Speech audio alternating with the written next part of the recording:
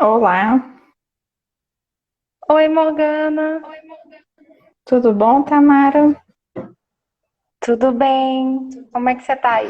Olá, beleza. Olá, pessoal, boa noite, tudo bem com vocês? Deixa eu dar um minutinho aqui. Tamara, você está me escutando bem? Tô, Tá, tô. então tá Tá bom, também tendo estou te retorno escutando da sua bem. voz.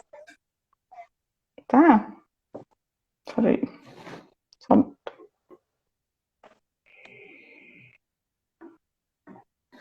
deixa eu verificar aqui o fone. Ainda tá dando retorno?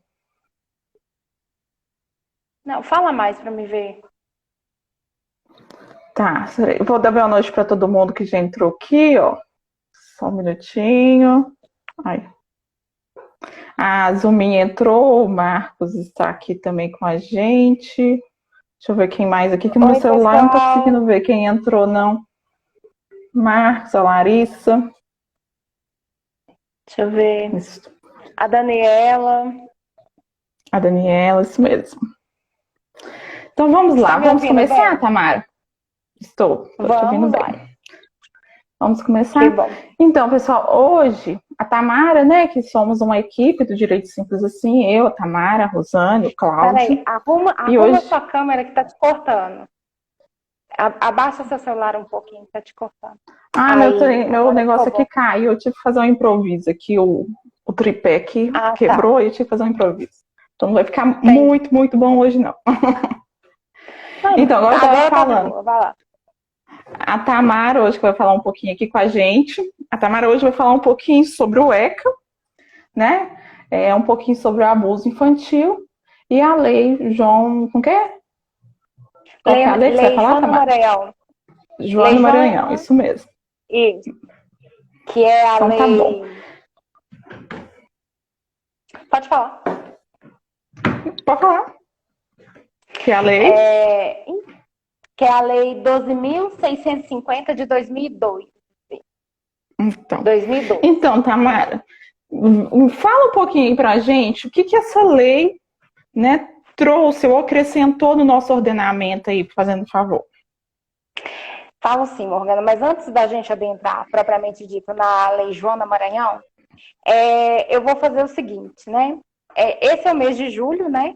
E é o mês em que o ECA completa 30 anos de sua existência.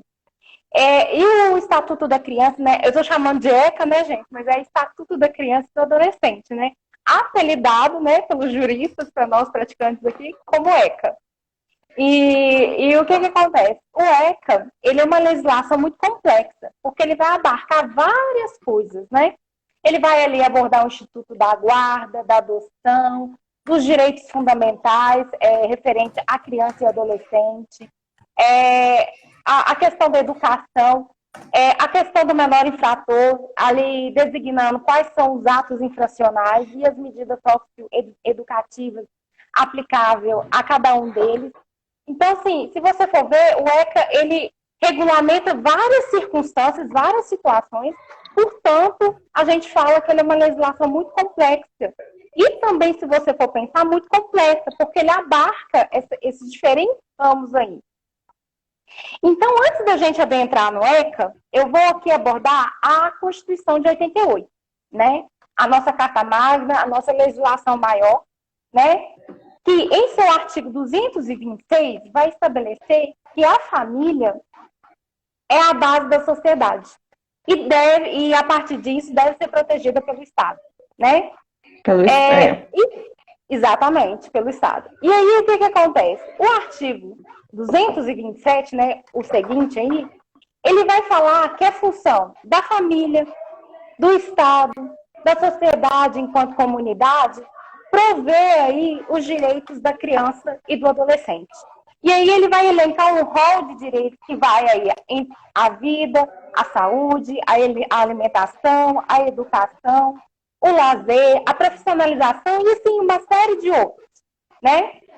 E o ECA, coadunando com a Constituição, né, que ele não podia ser diferente, afinal ele é uma legislação infraconstitucional, ele vem abordando aí essa gama de direitos e vem estabelecer justamente o que a Constituição fala em seu artigo 4º. E que para a gente aqui, para ficar claro, né, a legislação, o ECA, afirma que criança é toda pessoa com idade inferior a 12 anos. Então, aqui, para o nosso estudo de hoje, aqui para a nossa conversa, criança é toda pessoa com idade inferior a 12 anos. E o adolescente? E o adolescente dos 12 aos 18 anos. Isso. De 12 aos 18. Então, assim, só para uma questão assim, de ficar claro aqui, para a gente dimensionar, né, do que a gente está falando, é bom a gente falar quem é criança e quem é o adolescente. O ECA vai estabelecer isso no seu artigo 2º. O Código Civil, por sua vez, vem falando o seguinte, que a pessoa com idade inferior a 18 anos é menor incapaz. Ou seja, ele não pode praticar não pode praticar nenhum ato da vida civil. Ele vai precisar de um gestor para fazer isso por ele. Que geralmente são os pais, né, ou os avós, ou o tutor, quem é responsável, quem ali contém a guarda, né, daquela criança. Então, assim, a pessoa menor de 16 anos, ela necessita de outra pessoa para gerir a sua vida, seja em que campo for. Aí, acima dos 16 aos 18, até os 18, a gente fala que esse adolescente, no caso, é relativamente incapaz. Ou seja, ele pode praticar alguns atos, mas não pode praticar outros. Necessitando ainda da presença aí do responsável, do pai, do tutor, daquele que contém a guarda, do seu guardião, indiferente. Ele vai precisar de alguém que administre a sua vida. E qual que é o problema quando a gente aborda e quando a gente fala isso na questão do abuso infantil? O abuso infantil geralmente ocorre no âmbito familiar da criança. Mais de 98% das estatísticas afirmam que o abuso infantil ele ocorre dentro do âmbito familiar daquela criança, daquele adolescente. Ou seja, o lugar que deveria ser seguro, o lugar que deveria dar para a criança todo o respaldo, todo o conforto, abraçar de verdade aquela criança, é o lugar onde ele maior sofre esse tipo de violação de direito. Então, o que acontece? Então, quando está... pode falar. Então, tipo assim, quando você fala assim, ocorre no âmbito familiar, né? Então, essa violação, né, como você falou, ocorre assim pelos pais, pelos tios, como é que é? É porque o que acontece? O abuso infantil, ele não é só o abuso. Dentro do abuso infantil, abarca-se aí outras condutas. Então, a gente pode ter aí a violência física, a violência psicológica, o abuso sexual, entendeu? Tanto é que as estatísticas apontam que 78% dos casos envolvem o abuso sexual, né? Partindo aí da violência para o abuso sexual. Então, se você for perceber, quando se trata ali do abuso sexual propriamente dito, ele vai ser praticado ali na sua maioria pelo pai, pelo padrasto, pelo tio, pelo avô, por qualquer pessoa, por um irmão adotivo, ou até mesmo o irmão consanguíneo. Então, assim, vai estar ali, dentro do lar da pessoa. Geralmente são pessoas próximas, ligadas àquela criança ou adolescente. Outra coisa, Tamara, você falou assim, você deu exemplos mais aí de pai, irmão, tio, mas esse abuso também pode acontecer com meninos, né? Pode. Pode acontecer com meninos. Embora as estatísticas apontem que mais de 98% dos casos também envolve meninas, o abuso também pode ser sofrido, pode acontecer em face de meninos. Acontece, também, né? Acontece com os meninos. Exatamente. Também. Da mesma forma, com a mãe, com o pai. Mas talvez com os meninos não tenha tanta denúncias, né? Eu acredito que os meninos ficam mais... Na verdade, inclusive, quando eu estava aqui estudando para fazer a live, a gente percebe que as estatísticas não são muito certas, justamente porque há a retração de denúncia. Porque como está envolvido ali no âmbito familiar, você há de concordar comigo que envolve várias questões ali, porque tem relações familiares ali envolvidas. Então, quando a gente fala que o pai, ou a mãe, ou quem de responsável é o detentor ali para poder cuidar da criança, ele também é o responsável por denunciar, entendeu? Por ser ela incapaz ou relativamente incapaz. Então, quando o pai, ou a mãe, ou quem for, se omite de fazer isso, além de, né, aí, prejudicar imensamente a criança, não corresponder à criminalização do agressor, e também a questão das estatísticas que não ficam certas por causa dessa falta de denúncia mesmo para chegar nos órgãos superiores. Outra coisa também que a gente vê hoje bastante também é o abuso infantil nas escolas. Seja ele praticado por professor, pelo próprio aluno, por alunos, por colegas, né? Ali, por colegas. A gente também tem visto também um aumento desse número em questão do abuso infantil. Tanto é verdade que... Tamara, só uma questão que você tinha falado, é que parece que você falou assim que o ECA, né, aborda questões de abuso, não é só o abuso sexual, né? Que a gente começou a falar sobre o abuso sexual.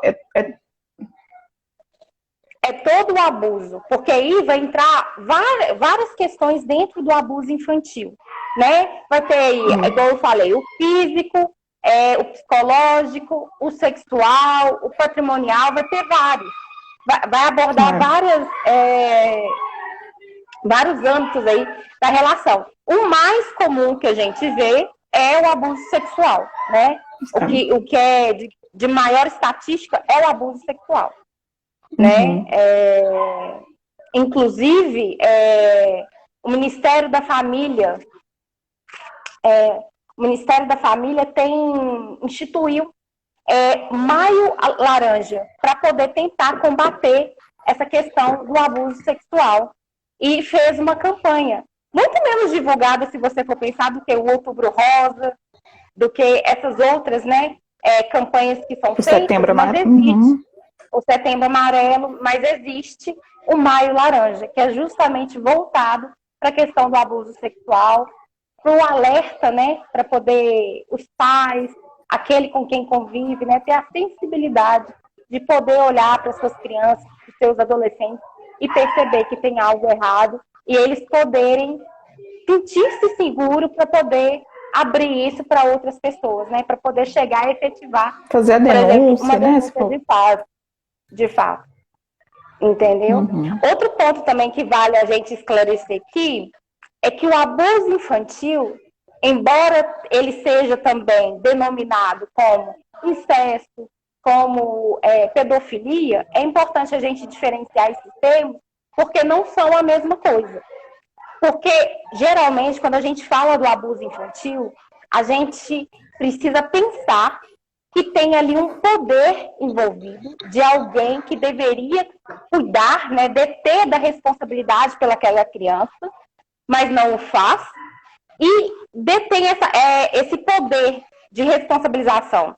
Então, geralmente, a vítima ela vai se sentir coagida em face ali do agressor por causa desse poder que existe, por causa dessa conexão que existe.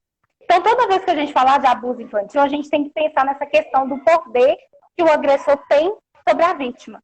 Tanto é que muitas crianças não falam, não denunciam, por quê? Olha, você não vai falar nada, porque senão eu vou te matar, eu vou fazer da sua vida um inferno, eu vou falar para... Ou fazer mal com algum parente seu, né? Com algum parente próximo, exatamente com seu irmão, por exemplo, alguma coisa assim.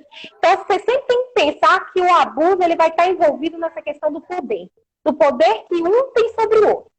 O incesto, ele já é uma relação, né, entre parentes consanguíneos ou adotivos.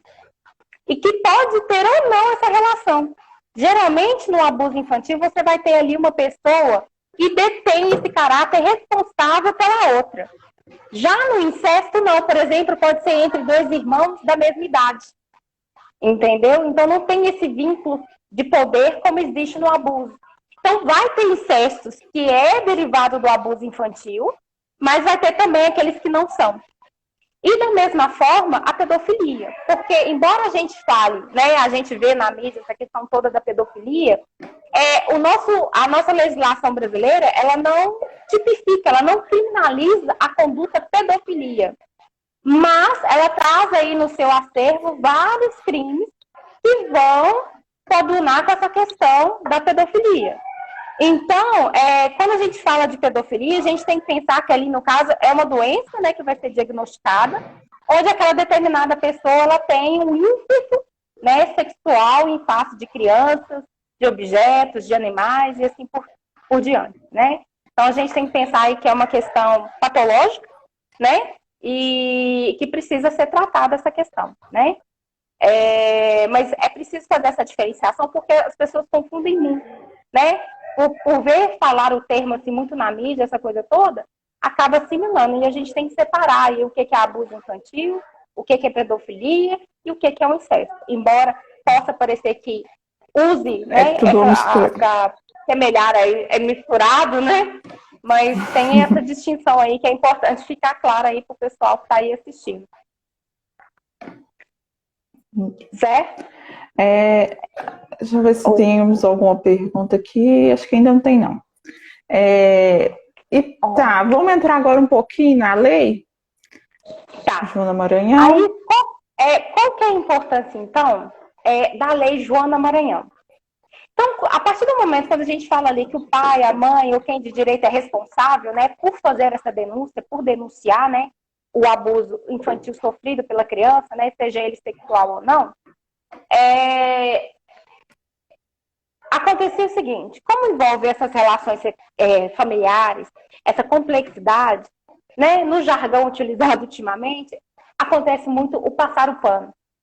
Acaba que a família ali tenta, né, eximir aquela coisa ali, tenta resolver aquilo lá dentro da família mesmo, ninguém mais fica sabendo, Isso quando chega ao ponto, né, do pessoal saber. Porque muitas vezes fica encoberto por anos e nunca ninguém fica sabendo, né? Então, quando chega a esse ponto das pessoas saberem e não denunciarem. Então, você imagina para uma criança que às vezes está ali, né, pedindo socorro para algum familiar, alguma coisa assim, e aí tem toda aquela discussão, aquela coisa toda, e isso não seja efetivado, né? A denúncia, a responsabilização ali não acontece. E aí, quando essa criança, né, vai crescendo com todos os seus traumas, com todas as suas vivências, e chega numa idade onde ela consegue compreender o que de fato aconteceu com ela, muitas vezes esses crimes já prescreveram, né? E aí não se pode fazer mais nada. E o que é essa questão da prescrição? O que é prescrição? Prescrição, todo crime, ele tem um tempo para ele ser processado, investigado, processado e julgado. É o que a gente chama o direito do Estado punir. O Estado, ele leva um tempo, ele tem um prazo para punir determinado agressor, ou o réu, no caso, né? Ele tem esse tempo, que é a prescrição. Então, quando não há essas denúncias no tempo hábil, quando o Estado não tem o tempo suficiente para poder investigar, acaba se extinguindo a punibilidade do autor do fato aí, né? Do autor da agressão, do que for, e ele acaba não sendo responsabilizado. E é o que mais acontece em questão do abuso infantil. Pode falar. Não, é justamente isso. Eu ia comentar isso. Vamos supor, criança, né? Foi abusada lá com 10 anos. Uhum. Então, antes dessa lei, com 10 anos que ela foi abusada, quando ela atingisse a maioridade, que ela poderia fazer denúncia, então o crime já estaria prescrito, é isso? Provavelmente já estaria prescrito. Quando ela sentisse, né, seguro, porque aí também é todo um trabalho, né, para o desenvolvimento dessa criança, para ela conseguir chegar a falar isso. Muitas, inclusive, têm até bloqueio, porque não conseguem, né, externalizar essa vivência dela.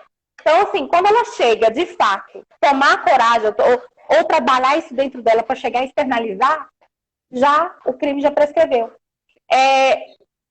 Geralmente, todo crime, ele tem uma prescrição, que é o que a gente chama de prescrição abstrata. Eu vou tratar aqui da abstrata porque é que nos interessa, mas existem outras formas de prescrição também. mas eu vou tratar aqui da abstrata, que é quando não ocorreu o trânsito em julgado da sentença condenatória. No direito, a gente tem uma coisa que chama coisa julgada. Quando a gente fala que aconteceu a coisa julgada, é porque aquela ação, né, seja ela criminal ou não, ela já passou por todo o grau de recurso, não tem o que ser feito, e aquela sentença ela deve ser cumprida. Certo, Morgana? Se eu estiver falando bobagem, você dá um help. Não, mãe, tá isso é engraçado. Então, o que acontece? Então, tem essa questão da coisa julgada. Então, aqui a gente vai trabalhar a prescrição abstrata, que é quando não tem essa condenação ainda efetiva, não tem um trânsito em julgado dessa sentença condenatória. O artigo 109 do Código Penal, ele vem tendo para a gente uma tabelinha abstrata de prescrição de todos os crimes. Por quê? O crime, ele contém uma pena. E o legislador optou por bem estabelecer uma pena entre o mínimo e o máximo legal. Então, toda pena ela vai variar dentro de um valor. Por exemplo, eu vou dar aqui um exemplo aqui, ó.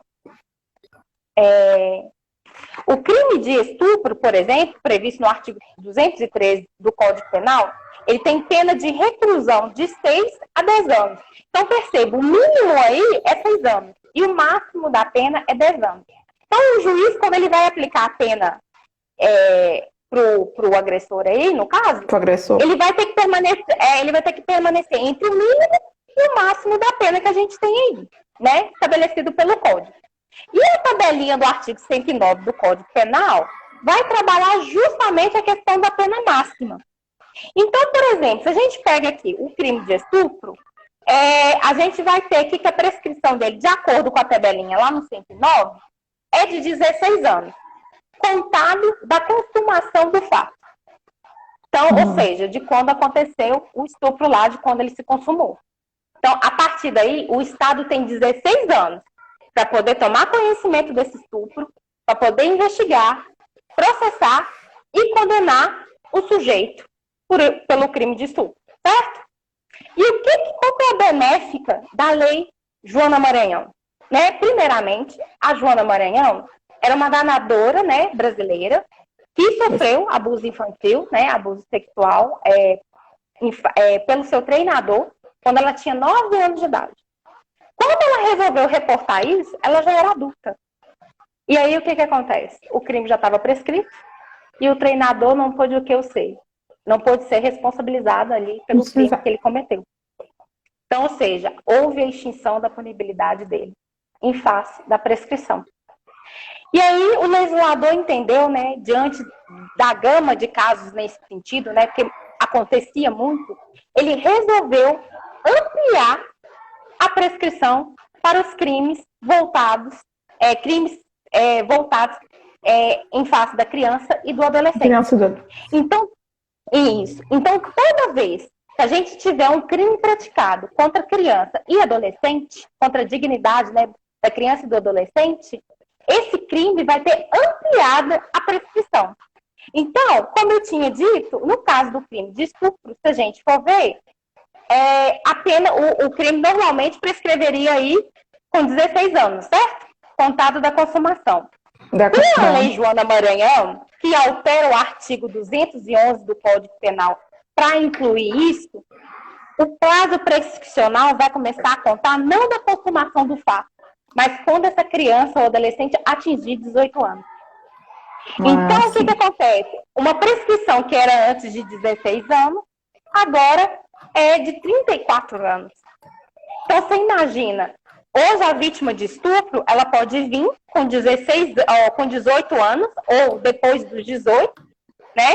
Ou quando ela se sentir confortável, né? Aderir o amadurecimento necessário para compreender aquilo que aconteceu com ela e externalizar isso, ela tem aí, no caso, 34 anos para poder vir a relatar o fato.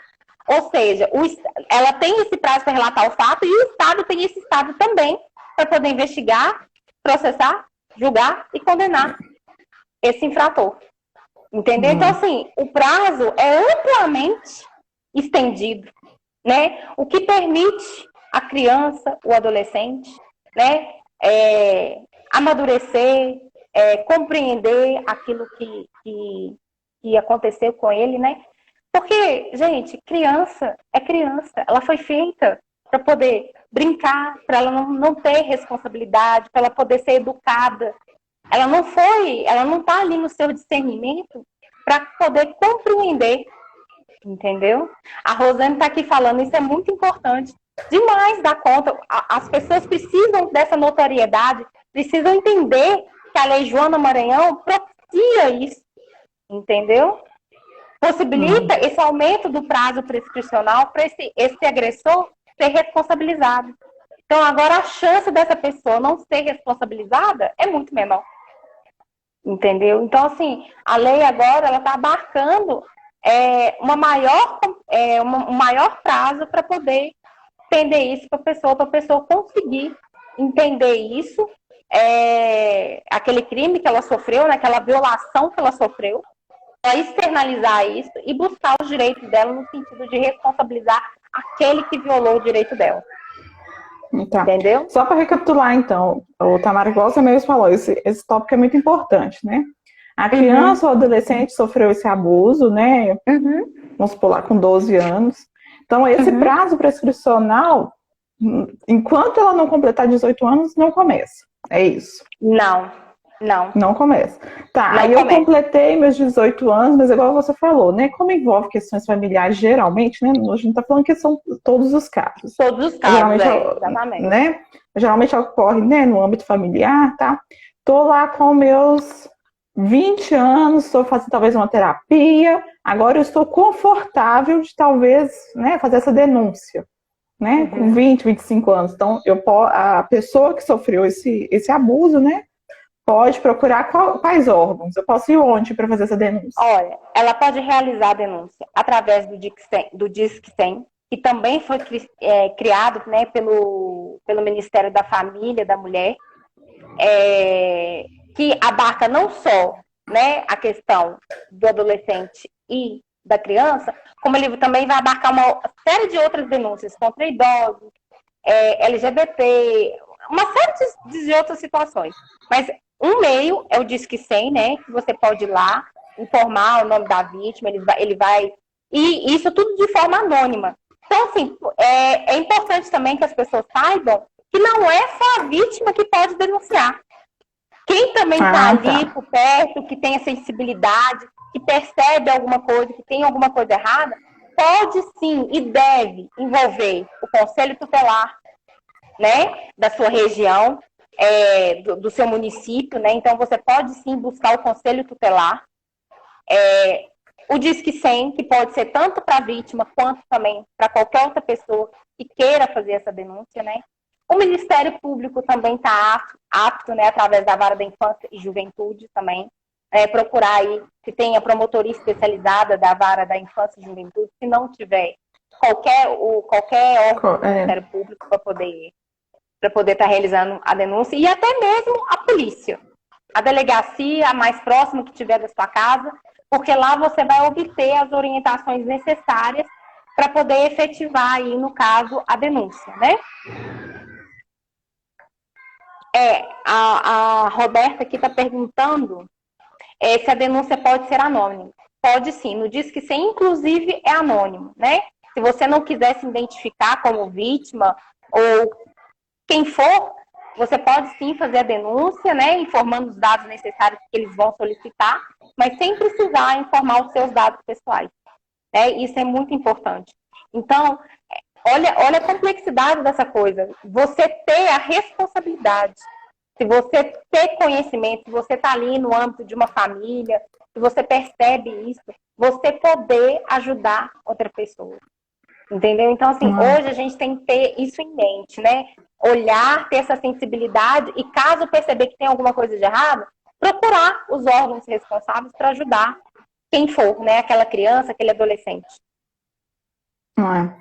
E tem hora, né, Tamara, que a pessoa fica até mais à vontade de contar esse abuso para um amigo do que para os próprios familiares, né? Então, esse amigo também poderia fazer a denúncia.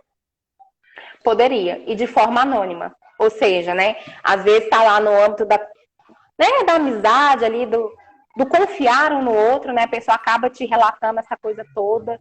É mais do que, né, necessário que esse amigo, né, que ouve isso, denuncie. E isso tudo de forma anônima, sabe? Né? Eles não vão saber que foi ele que fez essa denúncia. Uhum. Antes da Roberta, o Marcos fez uma pergunta. Uhum. A vítima tem o ônus da prova ao fazer a denúncia?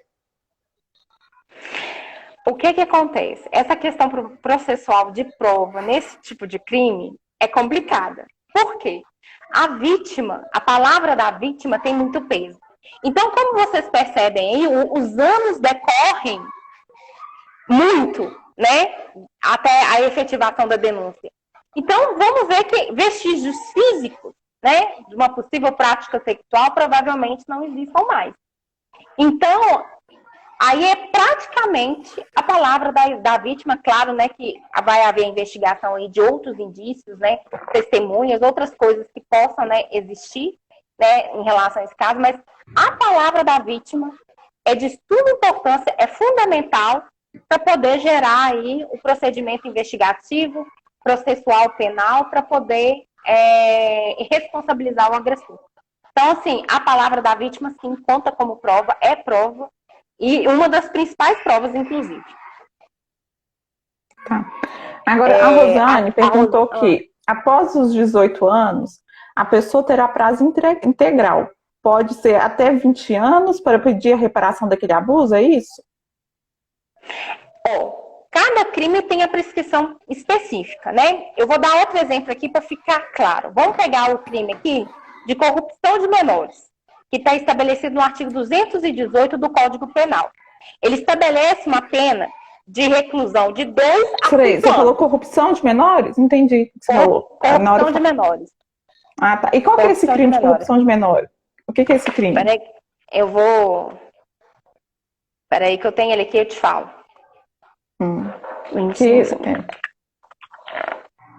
Porque são muitos de cor, aí fica difícil de eu lembrar, peraí. Aqui, ó, o crime de corrupção de menores. Induzir alguém menor de 14 anos a satisfazer a lascívia de outrem. Aí pode ser, né, a lascívia. Então, o que acontece? A pena aqui estabelecida é de 2 a 5 anos. A pena máxima aqui é de 5 anos. Então, esse crime, normalmente, de acordo com a tabela prescricional, lá no artigo 109 do Código Penal, ele prescreveria em 12 anos. Esse é o normal, contado lá da consumação do crime. Quando ele é praticado contra menor e adolescente, aí essa prescrição vai mudar. Ela não vai contar mais da consumação do fato, mas sim a partir do momento que a pessoa atingir 18 anos. Então, em vez de 12 anos, o Estado vai ter 30 anos para poder investigar, processar e julgar esse infrator. Olha para você ver, de 12 pula para 30.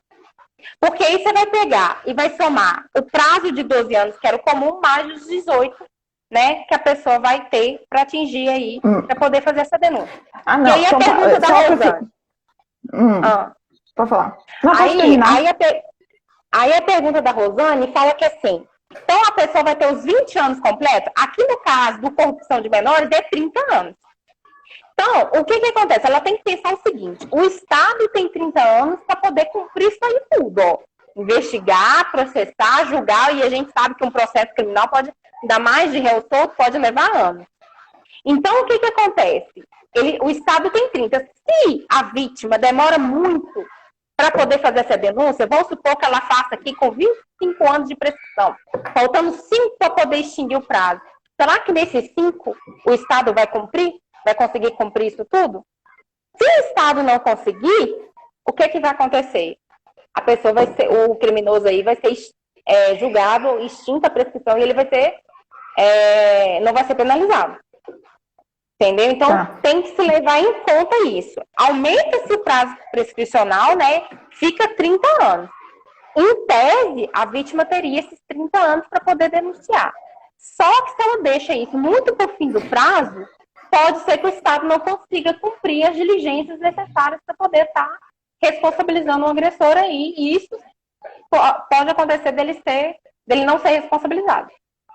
Tá. Então, só para ficar mais claro aqui, só um minutinho. Então, antes dessa lei, a criança tem 10 anos, né? E sofreu esse abuso aí.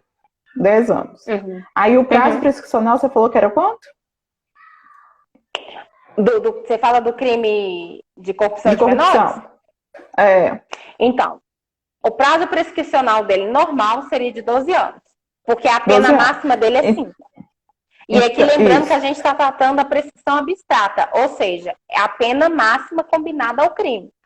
Entendeu? Entendi. Mas existe também a prescrição com base na pena já aplicada. Só que a gente não vai abordar ela aqui porque não vai ficar mais confuso. Então, se essa criança sofreu esse abuso aí, essa corrupção, né, com 10 anos, ela teria até os 22 anos, então, antes dessa lei. Antes da lei, não entendi, não é? Ô Morgana, picou. O quê? Tá. Não entendi, Você falou picou. Você falou o seguinte, que teria 12 anos, não é? A prescrição normal, sim. Então, antes dessa lei, a criança teria 10 mais 12 até os 22 anos, ela poderia fazer a denúncia e correr o processo. Não. Aí contaria, vamos supor, você falou com 10 anos, né? Então, vamos supor que ela teria 10 anos, e aí o fato se consumou quando ela tinha 10 anos. Então, ela teria ali dos 10 anos, 12 anos, para poder fazer, igual você falou, 22 anos para ela poder 22 anos. Tá. Aí agora com a lei, ela vai ter aí até os 30 anos, né? Exatamente. E tem que lembrar. Vai começar a contar dos 18 e tem que lembrar essa questão que você falou, porque o Estado tem que ter esse prazo para processar todo o processo, né?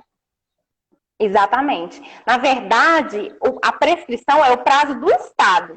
Então, a pessoa tem que pensar o seguinte: quando ela vir falando aqui acerca da denúncia, essa coisa toda, tem que lembrar que o Estado tem um prazo para poder cumprir aquilo ali. Então, a gente está falando aí de um crime complexo, que não deixa tanto vestígio por causa do lapso temporal. Então, assim, vai ter que haver uma maior investigação aí, minuciosa, interrogando familiares, essa coisa toda. Então, você imagina o desgaste policial que é isso aí, né? E aí que eu estou sendo bem franca, gente, porque o processo penal, infelizmente, acontece dessa forma. A gente sabe que ele é moroso, que ele é lento, né? O trabalho investigativo da polícia é lento, até pela demanda, né, de serviço, né? Que é pouco em relação ao pessoal que tem, né? A gente sabe disso, né? Então, assim, não é que eu estou aqui de forma nenhuma criticando, né, os agentes da polícia, essa coisa toda, não é isso. Mas a gente sabe que funciona de maneira lenta. Então, assim, quando a vítima adquire esse discernimento, ela também tem que ter essa questão toda de que se ela quer tomar uma atitude em relação àquilo, ela também tem que ser proativa, né? Pensando nessa questão de que o Estado tem esse lapso. Claro que essa prescrição abstrata, ela é interrompida aí, e iniciada por alguns atos do processo. Mas eu não vou adentrar nisso porque é questão processual e vai delongar, né? E vai ficar mais difícil para vocês compreenderem. Mas assim, de forma clara. Simples, bem simples. É isso. Exatamente, é isso. A criança ou adolescente que sofreu abuso, a prática de crime, né? Seja ele sexual ou não, né?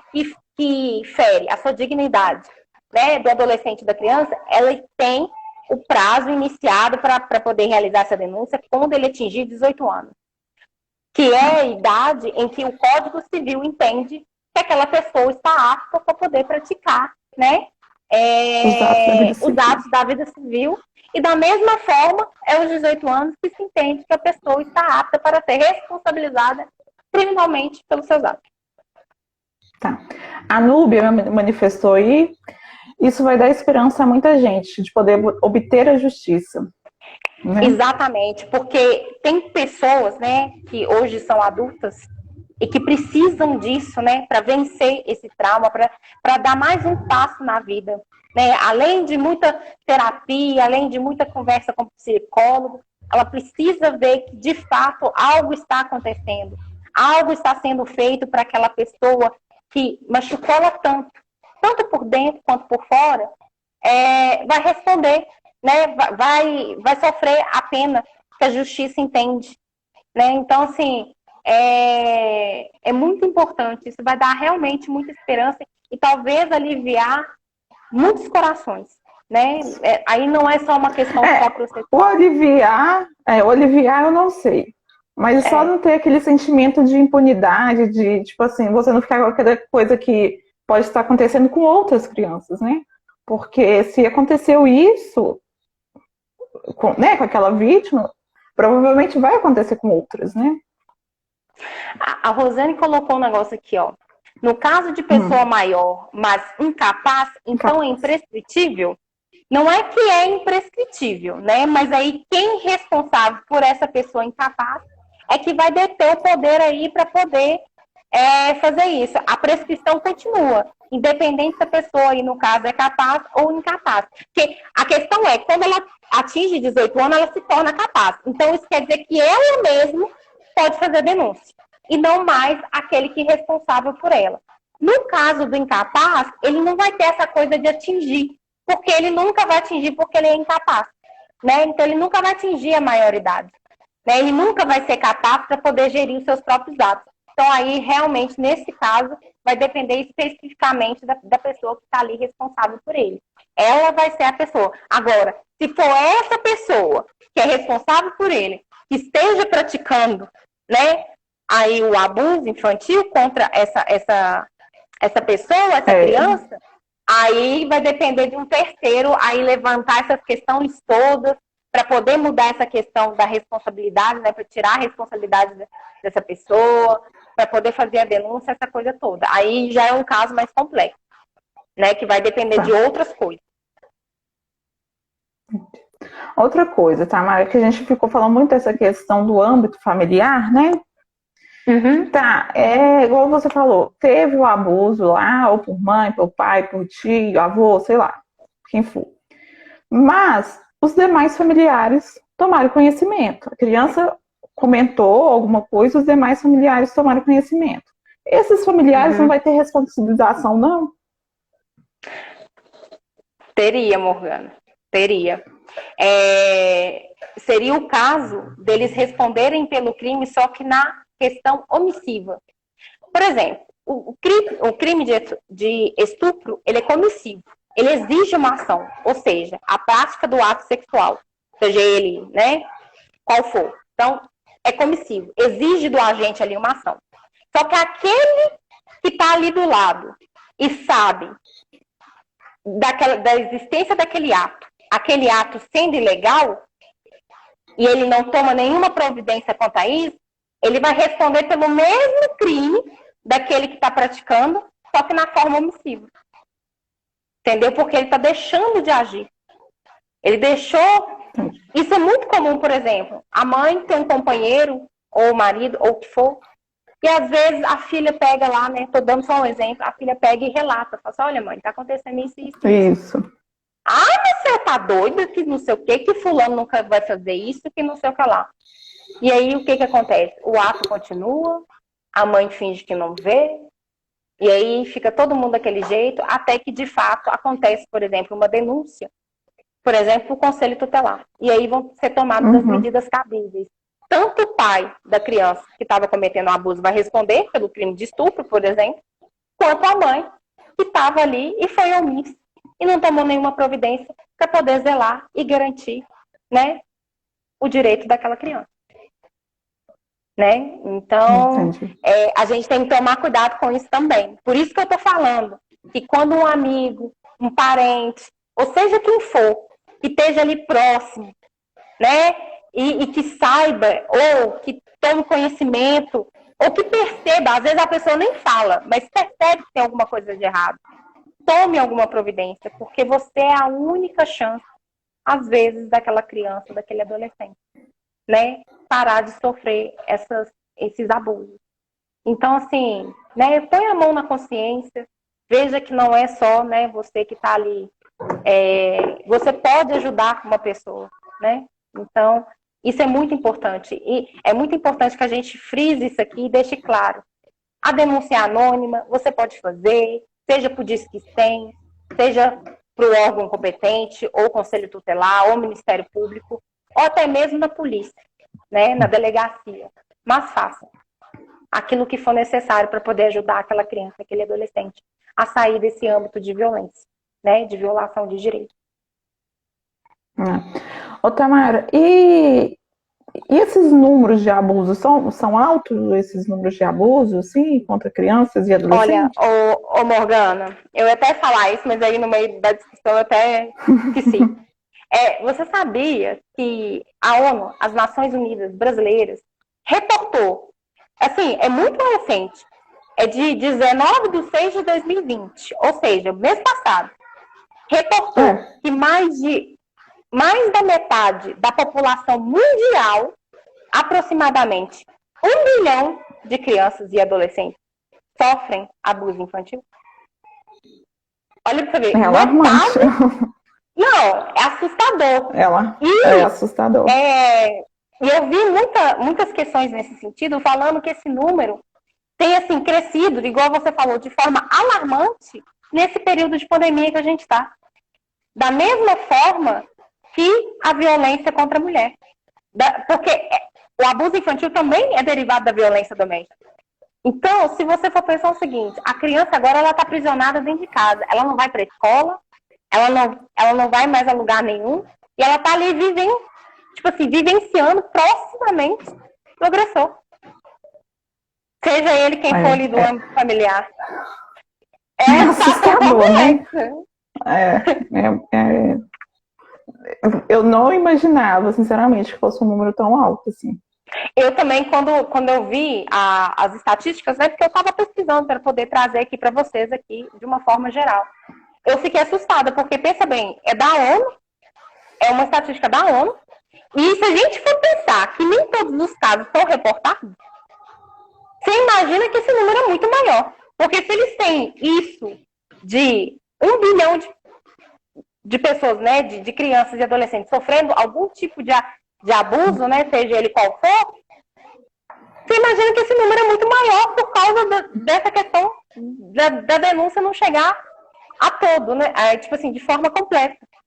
Então, você pensa assim, como que pode tanta criança, tanto adolescente que deveria estar, na verdade, segurado, protegido, né? Que foi o que a gente começou a falar no início lá, né? Que é uma responsabilidade dos pais, do Estado, da comunidade, né? É de todo mundo. E não tem então, essa proteção, né? E não tem. Como que é possível? E sem contar aqui, Morgana, que eu não cheguei a comentar, a questão da exploração infantil. Por exemplo, através de pornografia infantil. Então, assim, olha para você ver o tanto que isso gera condutas criminosas, né? Gera violação de direito com aqueles que, na verdade, deveriam estar, assim, o mais resguardado possível. Não é.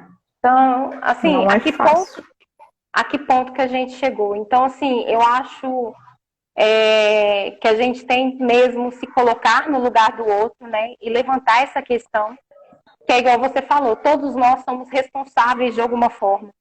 Então, a gente tem que ter mais esse cuidado, esse olhar, para poder, né, não permitir que isso aconteça. A verdade é essa.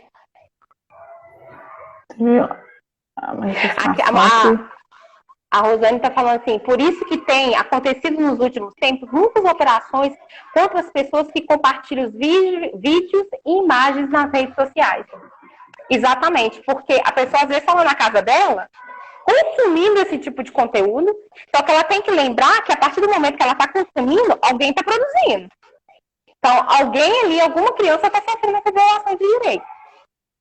Ou não só, aí pior, além de consumir, ainda compartilha isso. Grupo de WhatsApp faz isso, tem muito isso. Fomenta isso, né? Exatamente, e tem isso na internet. E as pessoas hoje, ela tem que pensar o seguinte, isso tudo é passivo de rastreio, tá? Não pensa que qualquer conduta sua na internet que você faça, você está livre de responsabilização, não. Então, é possível sim você ser rastreado e passivo aí, talvez, de uma pena. Inclusive, o ECA institula crimes desse tipo aí contra esse tipo de conduta. Vai fugir um pouquinho do assunto, mas só te perguntar, porque você falou e a Rosane também comentou, eu recebi um vídeo, vamos supor, você falou, recebi um vídeo de pornografia infantil. Repassei. Sou penalizado? Posso ser penalizado também? Pode. Aí o ECA, né, vai estabelecer crimes no sentido que de produção, né, da pornografia infantil, aquele que produz, aquele que armazena pornografia infantil, ou seja, ele não faz nada, ele só sempre assiste, mas ele também pode ser responsabilizado, e aquele que pega e compartilha também. Claro que assim, cada um vai ter uma pena, né, correspondente, né? Por exemplo, aquele que compartilha, o Estado entende que é mais gravoso do que aquele que só armazena. Então, a pena daquele que compartilha vai ser maior, né? Esse mínimo e máximo aí vai aumentar. Então, mas assim, todos eles são passíveis de responsabilização. Então as pessoas têm que ficar espertas, né? Porque no WhatsApp você está sujeito a receber, estou falando principalmente em grupos, né? As pessoas têm que parar disso. Olha, não aceito. Tem gente que cria grupo para isso. Então, Tem gente que cria temos grupo. Que dar um basta. Temos que dar um basta nisso, né? Na sociedade como um todo. A Núbia manifestou que as estatísticas assustam mesmo. Eu não sabia dessa estatística, eu fiquei assim, abismada na hora. Não, eu fiquei até meio... Eu sabia que eu fiquei até meio zonza. Eu fiquei até meio zonza quando a Tamara falou, eu fiquei assim, vai gente, calma aí. Eu fiquei meio... que assusta. Eu sabia que era alto, né? Porque eu já sabia dessa questão toda que não há denúncia completa, essa coisa toda. Eu já sabia que era alto, eu só não esperava que fosse assim. Tão alto, né? Que é uma coisa que realmente... Tamara, eu fiquei conversando com você, esqueci de olhar as horas. Nossa, desculpa. Morgana. Desculpa. Nosso tempo esgotou. Não, mas eu sinal que o papo tá bom, que o papo rendeu. Então tá tudo certo. E foi igual a Núbia falou. Na hora que você falou aquilo lá, eu fiquei meio aérea, assim, eu assustei tanto e esqueci de olhar pro relógio. Você quer fazer uma consideração final aí, que acho que a gente tem 1 minuto. Gente, é isso. Eu quero agradecer a presença de todos vocês, né? Espero que eu tenha conseguido, né, trazer uma mensagem, né? Trazer esse alerta gritante aí, tomara, para muitos de vocês. Assustador. E que vocês consigam passar isso para outras pessoas, para que outras pessoas consigam, né, cada vez mais essa informação chegar. Essa é a ideia. Alertar os pais também, né?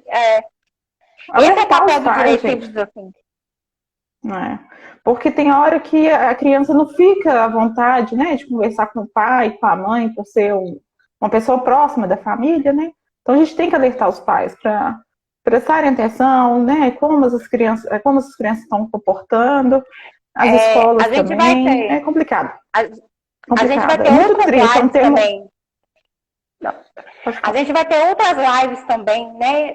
Durante o resto dessa semana que vem, com outros profissionais, abarcando outros campos, né, do Estatuto da Criança e do Adolescente, porque, como eu disse, é um tema complexo, né? O ECA é uma legislação complexa, então a gente vai tentar aí abarcar outros pontos para você que está aí do outro lado ter maior conhecimento dessa legislação tão importante, né? Que administra tanto os direitos e deveres quanto as crianças e os adolescentes. Eu acho que é isso. É a mensagem que o Direito Simples assim tenta passar para todo mundo, né? É o trabalho que a gente se empenha todo dia para que essa mensagem alcance o maior número de pessoas possíveis. Maior número de pessoas possíveis, isso mesmo. Porque foi assustador, mas a gente tem que tentar fazer alguma coisa por isso, falar, né? Exatamente, a gente precisa falar. Não é só tentar ver o número e cruzar os braços, porque a gente é tão responsável quanto. Isso. Muito obrigada, Tamara. Agradeço todo mundo que assistiu.